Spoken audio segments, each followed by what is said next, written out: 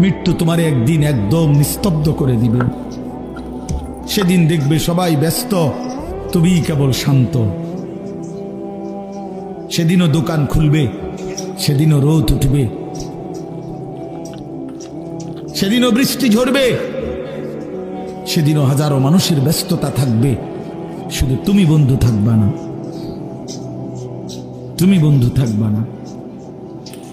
হ্যাঁ প্রিয় ভাই আমার, এটা জরুরি বিষয়, বুঝতে শিখো। নিজের ভালো, নিজের কল্যাণ, এটা বহুতই জরুরি বাপ, বহুতই জরুরি। যাই হোক, আমি লম্বা করে ফেলছি আমার কথা।